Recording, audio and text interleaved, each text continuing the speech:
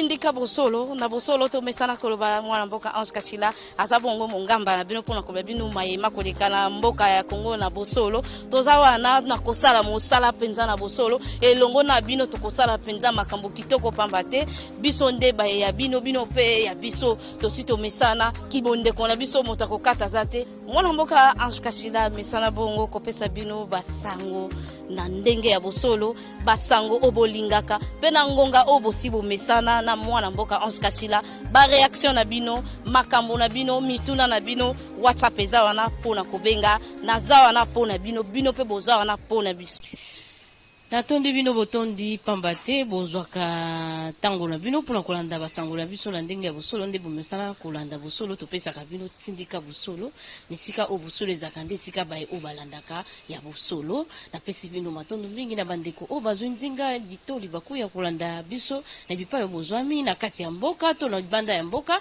na tondi bino botondi nga ya bino Ange Kachila na mesana bino kosala bino mosala na ngonga o bomesana bikolanda na bomesano na yambaka pe na la kana bino misusu tamsu totala ni bo melelo na yambi moko ya ba IDPS ndeko dia banza za cadre ya lisanga ya IDPS tokobeta penza masolo oyo igangisi mokilelo yo ndenge to bandai ko banza mboka na biso ekomaki na niveau ekomelaki na ndenge ezokitela en tout cas tozo sepela makasi pambate état de droit penza ekomi makambo boye ekomi kosalama makambo ngo nini biso nyonso to yebi na utai ko yebisa bino ndenge nini elekaki na parlement mais na kolinga pe baye o ba misana pe kolamba nzungu ya politiko elobu ya politiko lamba makape mo kitoko na mwana mboka dia banza akubetela biso penza masolo penza ya politiko ndenge nini ekokende pe to na ebite soki ndeko kolinga pe kokota mwa ndambo ya pasteur mukuna bandeko ba kozela pe susu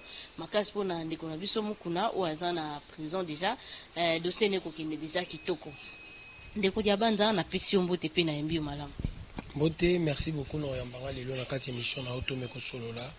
C'est important de temps en temps banamboka baimboka tomekaka ko discuter sur mboka na biso pour du choc des idées lumière va jaillir ngana lobby mutumsu so lobby malembe tozo banini to sala po Congo et suka na les États-Unis mwana mboka bandeko balobi o tata mokambikolo atie majani na mabunda piège andimi maponomie sala makoto kabunda bloqué na bitezaki je na bino ba IDPS nde bosala ke lokwa bongo to boyeba kitondenge nini ils ont la belle belé les lois quand il y a eu des personnes qui comprendre te bat pour pas comprendre biso qui faut pas observer ANC tout en étant au pouvoir deux fois bat basa la paix revendication pour biso na quand il y a eu des personnes tozana mutute tozora loko nzambe et eu des personnes a la facilité à couper ça ba point de vue naé président de la République a sali choix naé pour tozana alliance réellement avec nos amis du FCC malgré tout ça qui d'accord na manière où ba mema qui dossier il y avait possibilité tout gérer en a quatre majorité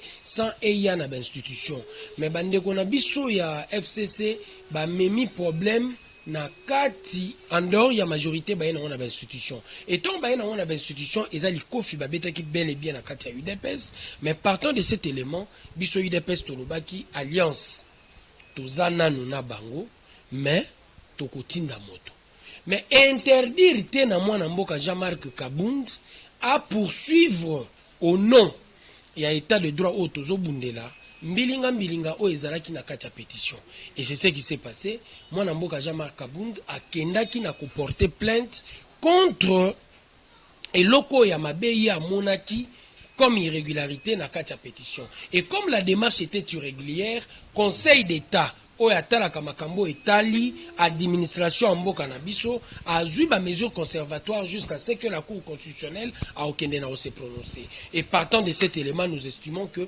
bande kona biso ya hémicycle bazalaki une obligation ya kozela rien ne presse mboko yo eza na posa ba congolais nyonso na contexte na makambo etali Ebola COVID-19 et en plus to yebi ke mboko na nozongi etate ndeko Jean Kabunda zelaki be nani ba élection e banda to ye asasala ki yango avant to monde déjà baninga basi ba milengeli pona maponomi yake iko bimisa nini wana ezaki piège bachaki bango te piège eza wana te UDPS azalaka sincère na démarche na ye au nom ya liberté d'expression ndeko Jean-Marc Kabunda kokai koloba peke na tiki na ngai mais ndeko Jean-Marc Kabunda lobi non je me sens lésé et frustré par rapport à cet élément asali démarche na ye au nom ya liberté d'expression et ndeko Jean-Marc Kabunda ntango azosala yango au nom ya liberté d'expression parti esali choix nango sur un CA tokoki koyebisa te ke ndeko Jean-Marc Kabunda kosala te mpo tosali boye te biso tobundelaka état de droit et état de droit elingi koloba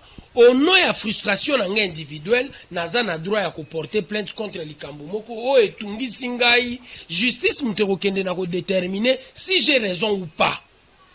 Difficulté bato baozala nango ya comprendre réellement la beauté de la démocratie oyo ezalaka na kati ya UDPS yango wana et ndeko Jean-Marc Kabunda a estimé il fallait nécessairement y apporter plainte. C'est une démarche qui concerne ndeko Jean-Marc Kabunda. De la même manière le parti a proposé un CA et parti n'a proposé un CA. Jean-Marc Kabunda a continué la procédure na justice eza ya Congo et na justice ya Congo moto a se sentaki les eza Jean-Marc tant a porté plainte to remarqué nini to remarqué que justice a eu responsabilité na maboko a eu ba mesure conservatoire et moi j'estime que bandeko na biso parlement bazaki une obligation ya kozela rien ne presse le pays a beaucoup de priorités et priorité exacte qu'on remplacer Jean-Marc Kabunda dans l'hémicycle pays eza na ba priorité belé il fallait to vendre la ba priorité d'ordre commun o est important pour na mboka na biso et na ba priorité biso na bato FCC o toujours travailler réellement en coalition tomeka kotala ndenge nini mboko oyo ekoma désormais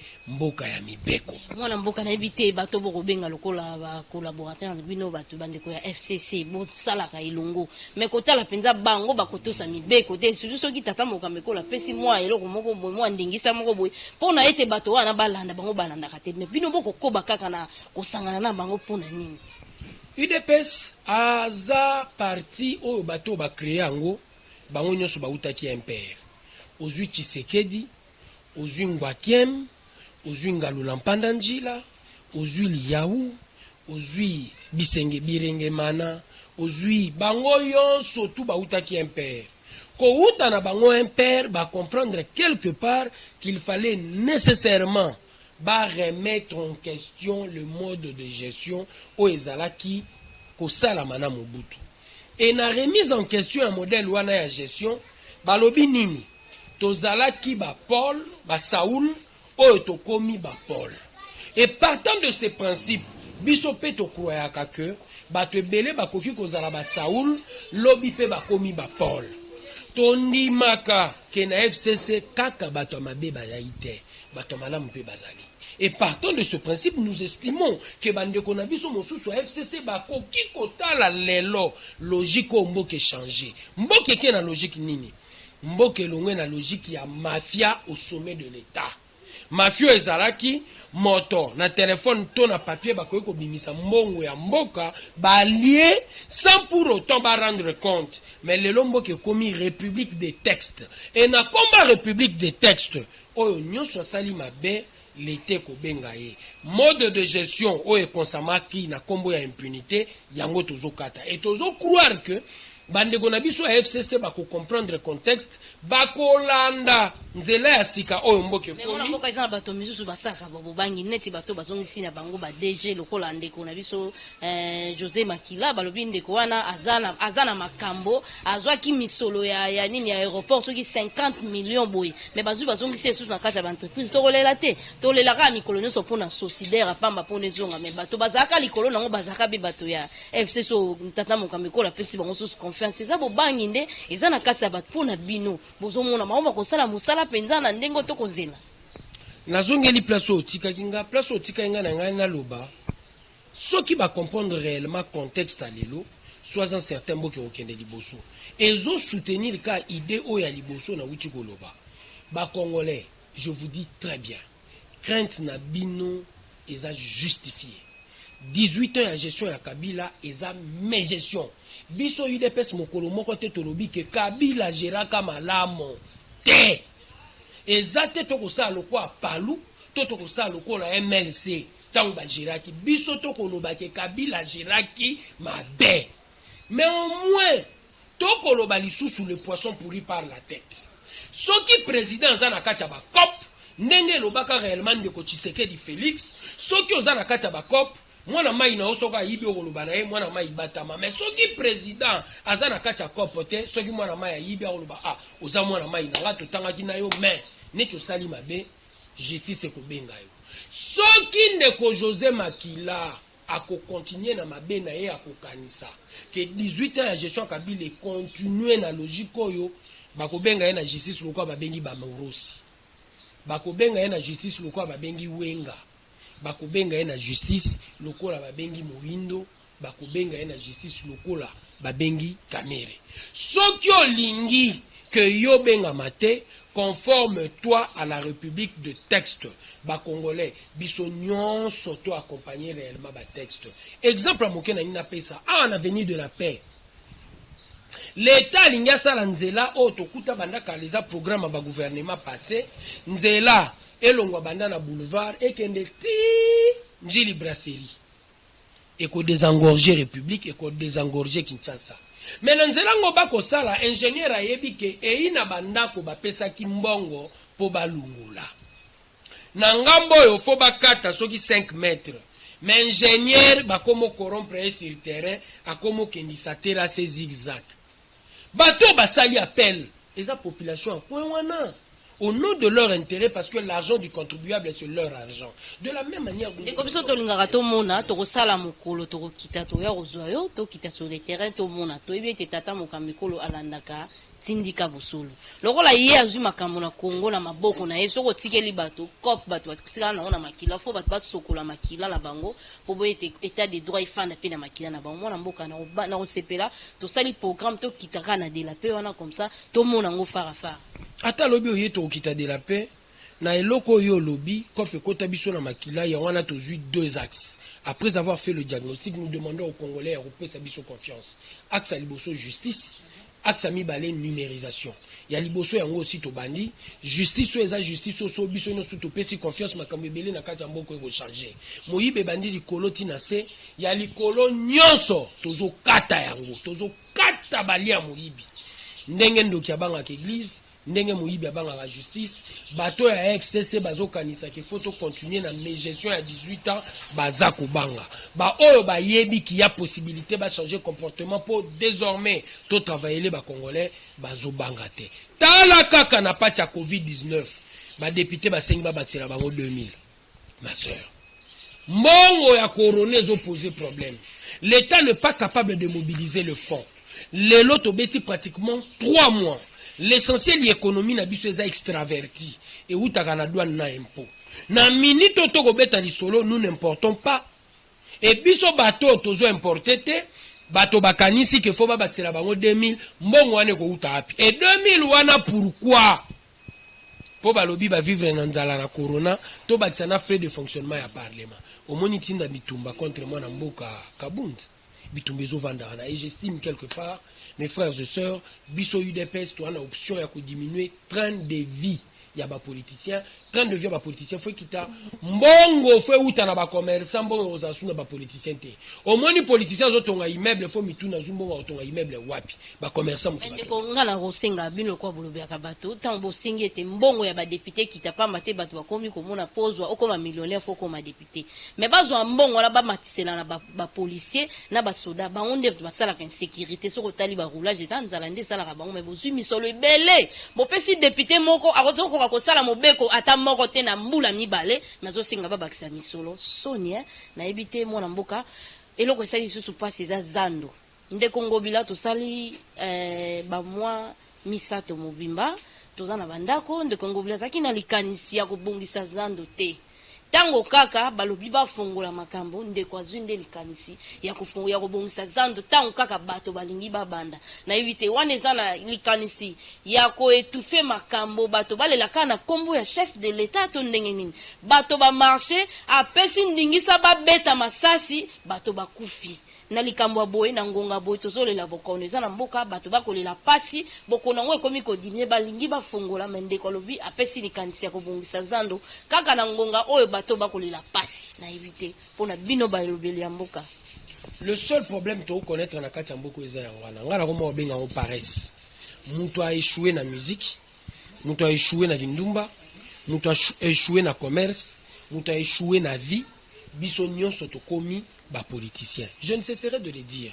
Batika politique na maboka ba passionné. Bato vi na bango na bolenge na bango ba pesi na makamba politique. Mutu akoyi kozala te ka échouer na domaine moko songolo akanti domaine par excellence. O ya koyi koya kozula mbongo eza politique. Yango mutu ezo boma Congo. Les Congolais doivent comprendre désormais. Et politicien, c'est lui qui évolue dans un parti et qui a eu le temps. Yakozua. Tamingi nakacha kombana. Ma soeur, ba député bazo bengango kit Covid-19. Mbongo bazo luka kit Covid-19. Ndeko Gobila. Aza na même logique na ba député. Il estime quelque part ville province ya Kinshasa ba pesiye ezapo ba kisa ba million. Aza moto ebo luka mbongo. Mais au moins aye na logique à ba million. Il y a un contrat avec Safricom depuis 2005. Et na kati ya contrat wana to pesa qui est réellement modernisation ya ville, ya marché central. Moussale salama na malamuté, ça c'est tout à fait vrai. Moussale salama malamuté. Nde Congo bila Safricom bafundani. Na kofunda mayambala liboso, muto a gagné Safricom na cour d'appel ya Kinshasa Gombe. Tango a gagné, Nde Congo bila a sepelité na verdict à justice. C'est son droit le plus légitime. A ken a conseil d'État. Conseil d'État à lobby de Safricom a raison. Mon frère, ma soeur, nous sommes un état de droit. Et partant de cet élément, que devait faire réellement de Congo Bila? Foison Wassima. A comme les ministres, il y a intérieur. Ministre intérieur, a Yebisie, Toza saisi. Ngai. Na ministre et la justice par le procureur Mumba.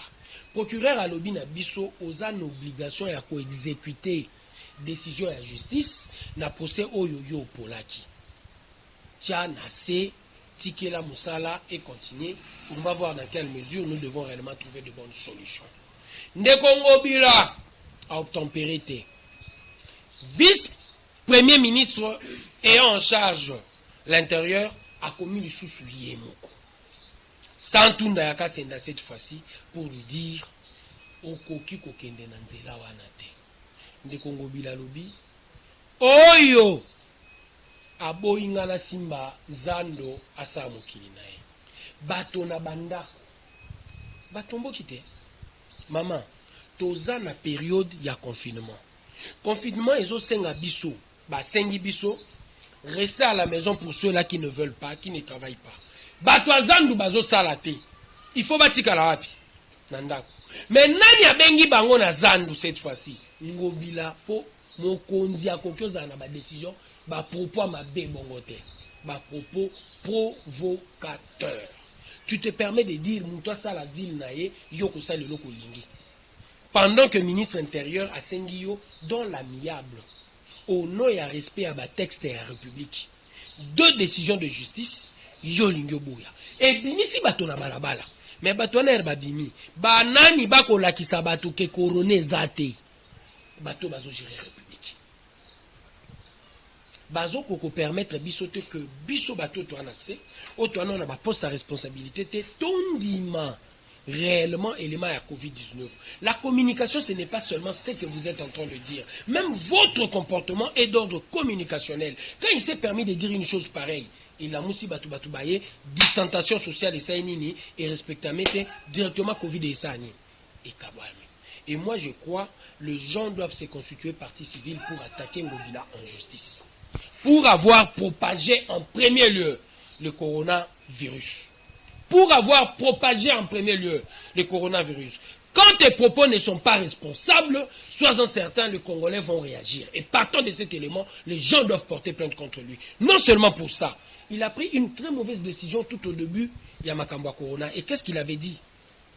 Nous allons confiner la ville-province de Kinshasa à partir de samedi ou vendredi.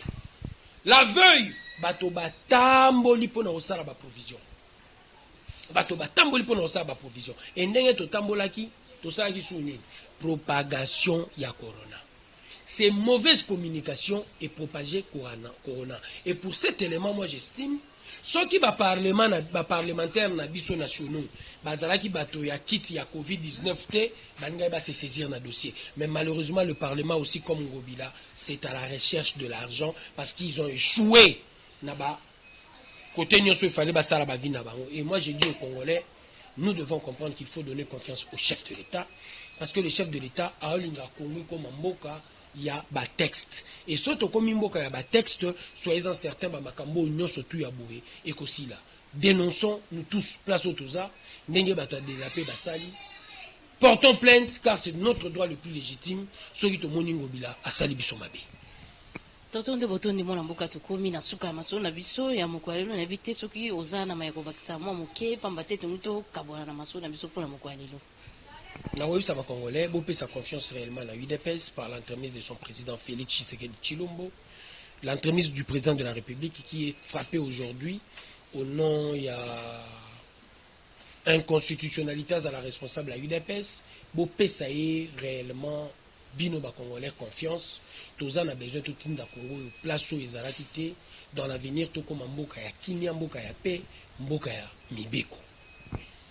Tokomi na suka na bandeko nyonso o balandi basolo na biso bandeko balobaki ete na kende koluka ye ndeko dia banza azana mayele azana mwa mayele ya koloba makambo penza ya kitoko en tout cas yeyo na luzoli bino ye na banda kozwa ye na semaine atambala moko na semaine atambala moko pamba te bandeko ba réclamaki yo misusu pe basingaki numéro ya téléphone alingaki na tuna nanu bongo na pesa na bandeko balobi alobaka bien apesa ka information ya kitoko tokomi na suka na pesi matondo mingi na biumbu yo azalaki si ma caméra pe mai kiduzoladio na montage na pesi matondo mingi na bazalisi ya chaîne o basala ka ete bilili ya boemona na ekoma epai bozwami libanda to na kati ya mboka papi kelina rifin kisombe na pesi bino matondo mingi papa général Mayele na Moïse Kazadi na mama Charlotte Ndenga maître chief Tipamba na pesi bino matondo mingi tokutani mbala sima.